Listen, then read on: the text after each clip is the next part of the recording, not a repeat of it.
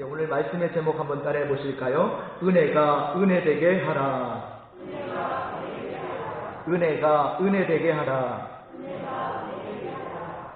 자, 어제가 무슨 날이었죠?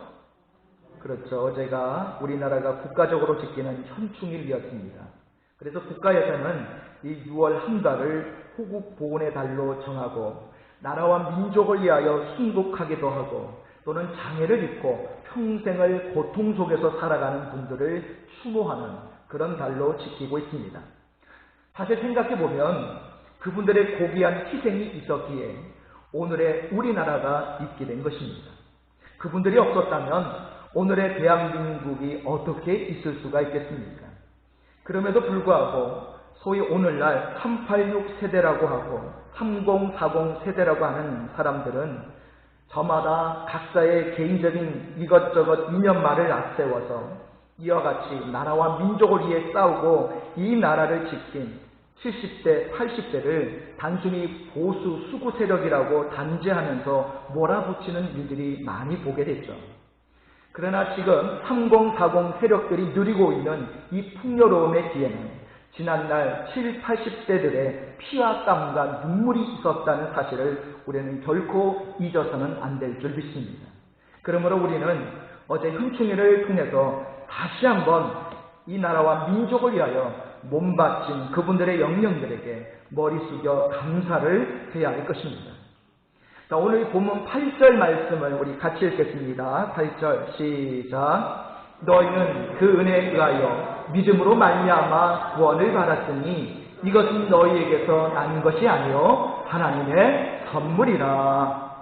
자, 여기 이 구절에는 은혜, 믿음, 구원, 선물, 이처럼 우리가 하나님의 자녀가 될 수 있는 중요한 조건들이 이 한 구절 안에 다 들어가 있죠. 자, 우리는 이미 받을 것을 다 받았습니다. 내 자신이 한 것이 아무것도 없는데 예수님이 십자가의 죽으심으로 내가 의인이 되고 하나님의 자녀가 되고 그리고 영생을 누리는 하나님 나라의 예비된 백성이 되었습니다. 로또 수백억짜리 당첨된 것과는 비교할 수 없는 너무나 분에 넘치는 큰 선물을 받은 거예요. 이것으로도 얼마든지 우리는 충분하죠. 하지만 우리들의 마음은 사실 그렇지 못할 때가 많습니다. 그거는 그거고 이왕이면 로또도 함께라고 하면서 돈이 더 필요하다고 요구합니다. 돈뿐 아니라 이것도 저것도 좀 더 주셔야죠. 계속 요구하죠. 이런 요구를 하지 말라는 것은 아닙니다. 실제적인 것도 요구하면 얼마든지 채워주시죠. 다만 그런 것들은 다 부차적인 것이고 요구를 하나도 들어주시지 않으신다고 할지라도 그저 나는 예수님이면 충분합니다. 이런 감사의 마음으로 살아가시라라는 뜻입니다. 어떤 목사님의 좌우명이 주님이면 충분합니다 라고 합니다. 저도 앞으로 제 일생이 주님이면 충분합니다. 이것이 제 고백이자 삶의 방향과 목표이기를 늘 점검하며 살아가려고 합니다. 은혜 붙잡고 주어진 시간에 최선을 다해 살다가 죽는 그 순간에 예수님 얼굴을 보면서 죽는 것이 저의 유일한 소망입니다. 제가 성경에서 가장 좋아하는 단어가 있는데 바로 그것은 은혜라는 단어예요. 은혜 아니면 저는 이 자리에 있지 못할 인생입니다. 성경을 읽으면서 이 은혜라는 단어가 나올 때마다 자동적으로 그 은혜라는 단어에 시선이 딱 고정이 되고 모든 감각이 일시 정지가 됩니다. 그러면서 이런 묵상을 하게 됩니다. 은혜 아니면 나는 세상에서 비참하게 버려졌겠지. 은혜 때문에 내가 지금 이 자리에 있는 것을 잊지 말자. 은혜로만 살다가 은혜로만 죽자. 그렇게 속으로 묵상하며 고백해 봅니다. 이런 되뇌임이 어느 순간 습관이 되었습니다. 제가 은혜라는 말에 집중하고 살아서인지 제가 교회 단독 목회를 준비하면서 기도하고 있을 때 제 마음에 큰 감동을 주시고 선명하게 들려주신 말씀이 있었는데요. 바로 이 말씀이에요. 우리 주의 은혜가 그리스도 예수 안에 있는 믿음과 사랑과 함께 넘치도록 풍성하였도다. 디모데전서 1장 14절 말씀입니다. 이 말씀은 사도 바울의 고백인데요. 바울 사도는 나는 비방자요, 박해자요, 폭행자였습니다. 그런 나에게 넘치도록 풍성한 은혜를 주셔서 사도로 이방인의 복음 전도자로 세워주시니 너무나도 감사합니다라는 자신의 신앙을 고백한 것입니다. 나의 나된 것은 다 하나님 은혜라라고 고백한 바울은 일평생 은혜를 잊지 않고 은혜로만 살다가 은혜로 생을 마친 믿음의 거인이었죠. 저는 사도 바울의 옷자락도 잡지 못할 만큼의 연약하고 부족한 사람이지만 저에게도 넘치도록 풍성하게 주신 그 하나님의 은혜만은 결코 잊을 수가 없습니다. 제가 그 은혜를 잊는다면 짐승만도 못한 괴물이겠죠. 나에게 그런 큰 은혜를 베풀어 주신 그 주님을 배신하는 삶을 살지 않으려고 최선을 다하려고 합니다. 오늘 본 말씀도 바로 이 은혜가 핵심 단어라고 할 수가 있죠. 여러분 자세히 보시면 이 은혜를 중심으로 한 사람의 과거와 현재와 미래가 정확하게 구분이 되어져 있습니다. 자, 말씀을 들으실 때에 여러분의 과거, 현재, 미래를 여러분 영적으로 한번 진단해 보시기를 바랍니다. 자, 첫 번째로 따라해 보실까요? 나의 과거는 영원히 기억되고 재생되어야 합니다. 자, 여러분 과거 없는 사람은 없죠. 여러분의 과거는 어떠하셨습니까? 행복하셨나요? 자랑스러우셨나요? 여러분 다시 그 시절, 그 시간으로 여러분 돌아가고 싶지 않습니까? 여러분 어느 때로 돌아가고 싶습니까? 이팔 청춘, 꽃다운 나이 때. 여러분 가장 젊은, 혈기왕성한 그 시절로 여러분 돌아가고 싶지 않으세요? 우리 권사님들 같은 경우에는 그때만 해도 남학생들이 한 트럭이 내 뒤를 졸졸 따라다녔었는데 내가 그때만 해도 여기 친구에서는 제일 잘 나갔었는데 여러분 그 시절로 다시 돌아가고 싶지 않습니까? 아마 대부분의 사람들은 지나간 시간은 참 아까운데 과거의 시간에 있었던 일들은 다시 떠올리거나 반복하고 싶지 않은 경우들이 많으실 거예요. 우리의 과거는 추억거리도 있고 정말로 기억하고 싶은 것도 있겠지만 반대로 감춰버리고 싶고 기억하고 싶지 않은 우리 나름대로의 흑역사가 훨씬 더 많죠. 이것은 사도 바울도 예외가 아니었고 저 또한 마찬가지입니다. 사도 바울이 위대한 사도로 평가받는 이유 중에 하나는요, 자신의 과거에 대해서 철저하게 반성했을 뿐만 아니라 부끄러운 자신의 과거를 바탕으로 끊임없이 자기를 다시 한번 하나님의 말씀과 사명 앞에 바로 세우는 그런 초석으로 삼았다라는 거예요. 과거를 단순히 묻어두거나 그냥 감추려 하지 않고 잊으려고만 하지 않고 십자가 은혜 앞에 그것을 늘 잊지 않고 끄집어내어놓고 현재를 살아가는 데 있어서 영적 반면 교사로 삼았다는 거예요. 그것이야말로 내 현재의 삶을 더욱 풍요롭게 하고 내 미래의 소망을 더욱더 확고하게 하는 기반이 되는 것입니다. 부끄러운 과거를 그냥 단순히 잊어버리는 사람은 현실에 안주한 나머지 더 큰 은혜와 더 큰 선물을 받지 못하고 믿음이 성장하지 못하는 교착 상태에 빠지게 되는 거죠. 오늘 본문 1절에서 3절은 믿음이 있기 전에 우리의 과거를 생생하게 보여주는 말씀이에요. 자, 우리 1절에서 3절을 우리 같이 읽겠습니다.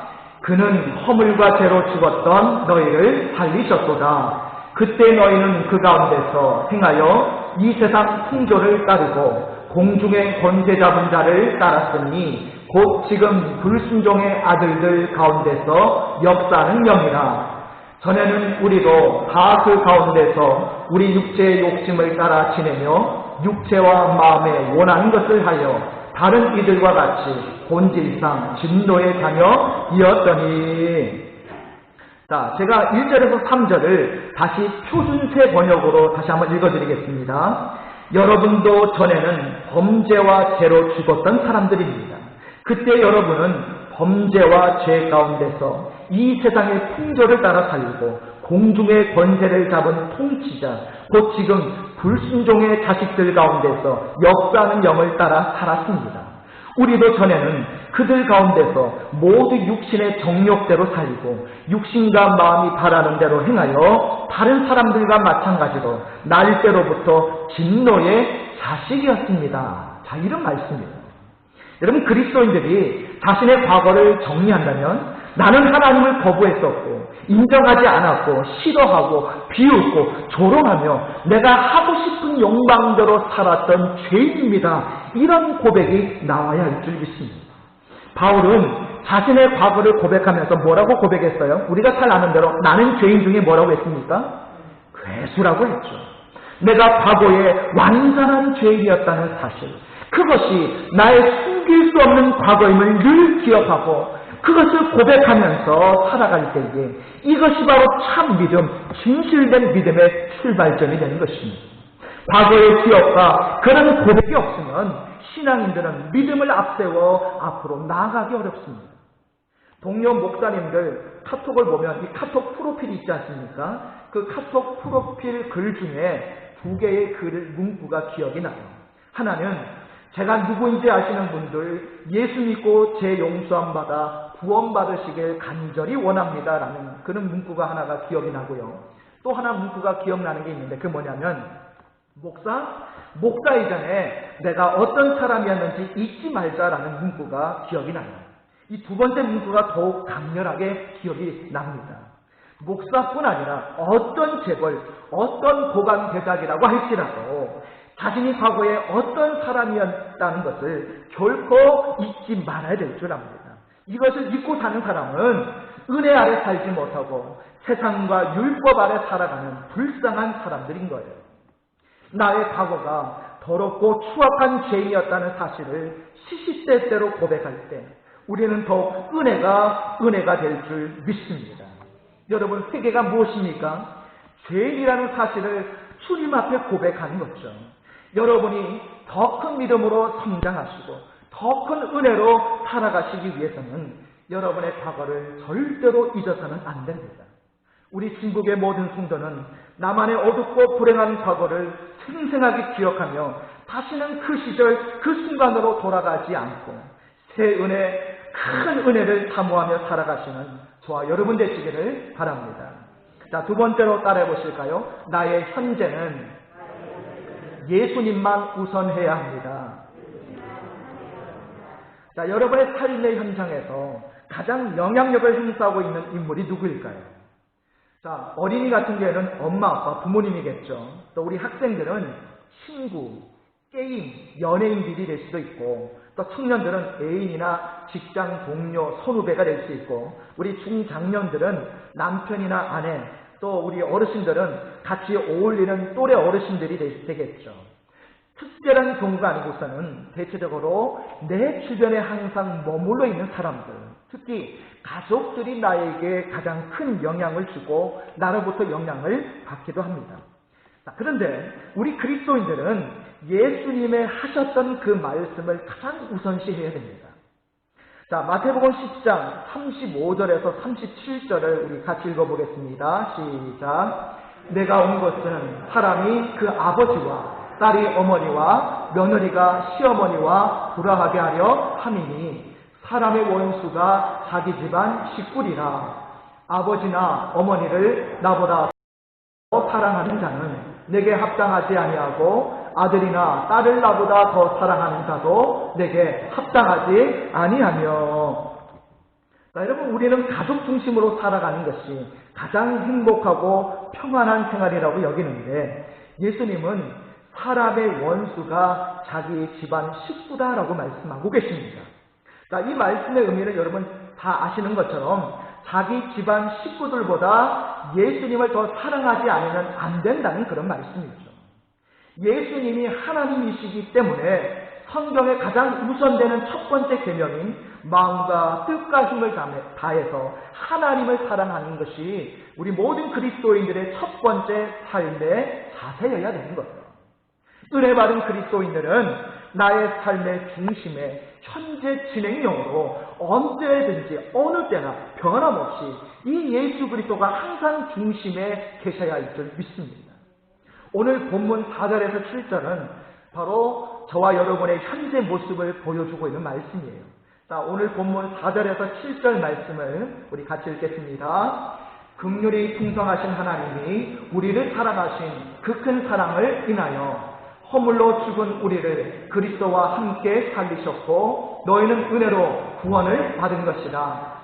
또 함께 일으키사 그리스도 예수 안에서 함께 하늘에 앉히시니 이는 그리스도 예수 안에서 우리에게 가게하심으로써 그 은혜의 지극히 풍성함을 오는 여러 세대에 나타내려 하심이라. 자, 현재 나는 하나님의 사랑을 받았는데 그 사랑이 어떤 사랑이라고 말씀하고 있어요? 자, 먼저 그리스도와 함께 다시 살려주셨다라고 말씀하고 있고요. 그 다음으로 그리스도 예수 안에서 함께 하늘에 앉게 하셨다라고 말씀하고 계시죠. 그리고 그 다음으로 그리스도 예수 안에서 우리가 받은 은혜가 얼마나 풍성한지를 나타내신다라고 이렇게 말씀하고 계십니다. 그리스도와 함께 살아났고 그리스도 예수와 함께 하늘에 앉았고 그리스도 예수 안에서 은혜를 드러내는 것, 이것이 우리가 현재 살아가야 하는 우리의 모습인 거예요. 여러분, 내 삶의 중심에 누가 계십니까? 엄마, 아빠, 남편, 아내, 친구, 애인이 아니라 예수 그리스도가 계셔야 할 줄 믿습니다. 여러분, 자리가 바뀌어 있으면요, 예수 그리스도를 다시 그 중심 가운데로 모셔올 수 있기를 바랍니다. 눈만 뜨면 예수, 입만 열면 예수, 밥 먹어도 예수, 물 마셔도 예수, 잠꼬대도 예수, 온통 내 머릿속에는 예수뿐이어야 합니다. 못 먹어도 고가 아니라 못 먹어도 예수가 되어야 되는 거예요. 이러한 삶의 태도가 예수님의 은혜로 죽었다 살아나고 영생을 얻어 생명책에 기록된 천국 백성이 보여야 할 믿음의 행동인 것입니다. 하나님이신 예수님은 예수님보다 다른 것을 더 사랑하는 그런 그리스도인들을 질투하십니다. 예수님을 질투나게 하면 안 되겠죠. 은혜가 은혜되게 하려면 하나에서 10가지 오직 예수로 시작하고 예수로 마치면 되는 것입니다. 은혜 주신 예수님은 우리가 그렇게 살아가기를 원하고 계십니다. 이제 가족보다 예수님을 더 사랑하면 예수님 우선으로 여러분 살아가실 수 있기를 바랍니다. 가족을 버리라는 말씀은 아닙니다. 그런 말씀이 아니라 우리 예수님을 가장 존귀하게 높여드리라, 대접해드리라 라는 뜻이에요. 마태복음 10장 34절에 보면 내가 세상에 화평을 주러 온 줄로 생각하지 말라. 화평이 아니요 검을 들어 왔노라 라고 말씀하셨습니다. 예수님보다 더 사랑하는 존재가 있게 되면 결국 그 사랑의 존재가 결국 불화와 분쟁이 일어나게 된다는 뜻이에요. 여러분, 예수님의 말씀을 여러분 기억하시기 바랍니다. 진북의 모든 성도들은 큰 은혜 받은 그리스도인으로서 내가 현재 삶을 살아갈 때에 나의 구원자, 나의 주인 되시는 이 예수 그리스도만을 항상 내 삶의 가장 우선으로 여기고 가장 많이 부르시고 가장 많이 사랑하시는 인생의 성공자, 믿음의 성공자가 다 되시기를 바랍니다.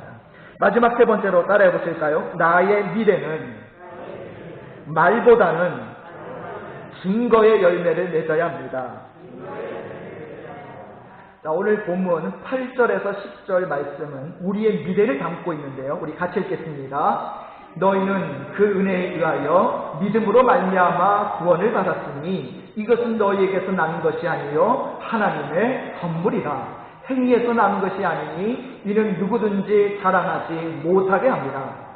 우리는 그가 만드신 바라 그리스도 예수 안에서 선한 일을 위하여 지으심을 받은 자니 이 일은 하나님이 전에 예비하사 우리로 그 가운데서 행하게 하려 하심이니라. 여러분, 은혜로 구원받았다는 사실은 단순한 입으로만 떠드는 자랑거리가 되어서는 안 됩니다. 은혜로, 다른 말로 하면 값없이 주신 선물이기 때문에 우리는 말보다는 행동을 앞세워야 됩니다. 사도 바울처럼 행동으로 결과를 보인 후에 나를 본받는 자가 되라 라고 여러분 당당하게 말할 수 있어야 할 줄 믿습니다. 여러분, 빈수레가 요란하듯이 열매 없는 자가 말만 앞세우면 여러분 세상의 비웃음거리밖에 안 되는 거예요. 대부분 말만 앞세우는 사람은 자기 자신이 열매 없는 쭉정이 같은 사람이라는 것을 본인 자신은 잘 모를 때가 많죠. 저도 말을 많이 해야 하는 그런 자리에 있어서 굉장히 늘 부담이 됩니다. 무수한 말을 쏟아놓고는 정작 내 자신이 그 말대로 행동하지 못한다면 누가 그 말을 믿고 따라오겠습니까? 예수님도 사도 바울도 말한 그대로 행동하고 살았던 분들이죠. 말과 행동이 함께하는 사람, 언행일치, 믿는 대로 행하는 사람, 신행일치의 모범을 보이는 사람이 은혜받은 그리스도인들의 미래의 모습이어야 할 줄 믿습니다. 오늘 10절에 보면 예수님은 선한 일을 위해서 지음받았다라고 말씀하고 계시는데요. 여러분, 여기 나오는 이 선한 일이란 무엇일까요? 은혜받은 그리스도인답게 낮은 자리에서 이웃을 섬겨주고 또 주님의 몸된 교회를 위해서 죽도록 충성하고 때를 얻든지 못 얻든지 복음을 전하는 일에 최선을 다하는 행동을 말씀하고 있는 거예요. 우리가 은혜 받았다는 사실을 만인 앞에서 마음껏 드러내며 살아가는 것, 결국 나의 낮은 것이 다 예수 그리스도 때문이라는 것을 당당하게 증거하고 열매로 드러내는 것이 저와 여러분의 미래의 모습이 되어야 할 줄 믿습니다. 오늘 말씀은 나의 과거, 현재, 미래에 대해서 말씀해 주고 계셔요. 한 단어씩으로 정리를 해보면요, 나의 과거는 죄, 나의 현재는 예수 그리스도, 나의 미래는 열매로 우리가 한 단어씩으로 압축할 수 있습니다. 상상하지 못한 큰 은혜, 구원을 선물로 받은 이 감격스러운 은혜를 받았음에도 불구하고 은혜가 은혜되지 못하게 살아가는 것은 예수님을 십자가에 다시 못 박는 불경스러운 죄악인 것입니다. 우리는 은혜 받은 그리스도인들로서 정말 잘 살아가야 할 의무와 책임이 있습니다.